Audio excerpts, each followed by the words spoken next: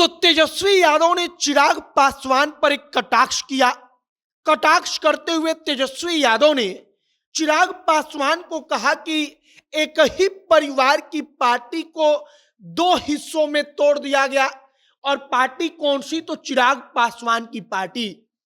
अब तेजस्वी यादव से seat sharing को लेकर सवाल पूछा गया तो वो कहते हैं कि चिंता तो वो लोग करें जो उस साइड में गए हैं, मतलब कि बीजेपी के साथ गए हैं। और इसी दौरान वो कहते हैं कि एक ही पार्टी को, एक ही परिवार की पार्टी को दो हिस्सों में तोड़ दिया गया, दो हिस्सों में बांट दिया गया। और यह सीधे तौर पर तेजस्वी यादव का जो कहना था, जो निशाना था, वो चिराग पासवान पर था। तेजस्वी यादव ने अपने इंडिया गठबंधन के सीट शेयरिंग को लेकर भी बोला और लगे हाथ चिराग पासवान को आईना भी दिखा दिया। इसी पर आगे बातचीत करेंगे। बाकी नमस्कार, मेरा नाम है मोहित कुमार सिंह और आप जनता जंक्शन देख रहे हैं। सबसे पहले चिराग पासवान के ऊपर जो तेजस्वी कहते हैं, इसका मतलब क्या है? तो इसका सीधा सा मतलब कि चिराग पासवान की जो पार्टी है वो पार्टी टूट गई। मतलब कि एक ही परिवार की दो पार्टियां बन गई, एक चाचा प्रमुख तो एक चिराग प्रमुख। अब तेजस्वी यादव इसी बात को लेकर कहते हैं कि चिंता ये लोग करें कि आखिरकार एनडीए में सीट बंटवारा होगा तो इन लोगों को क्या हिस्सा मिलेगा। वो अपने गठबंधन के बारे में कहते हैं कि हमारा तो बिहार में सब साफ है, सब कुछ एकदम स्मूथ तरीके से चल रहा है, सारी बैठकें हो रही हैं। और जो सीट बंटवारे का बात है, सीट बंटवारे का मामला हमारे यहाँ एकदम आसान है, एकदम बढ़िया से उसको सब कुछ सुलझा लिया जाएगा। लेकिन एनडीए में क्या होगा जब एक ही परिवार की दो पार्टियां हो गई?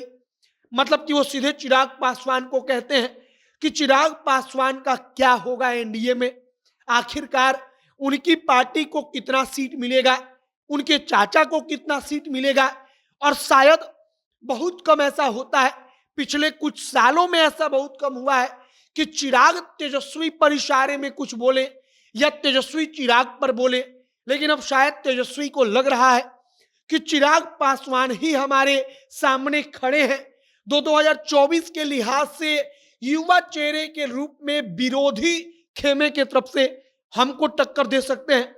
और इसीलिए तेजस्वी यादव ने चिराग को आईना भी दिखा दिया, इशारे में चिराग पासवान के ऊपर निशाना भी साध दिया और चिराग को जवाब भी दे दिया।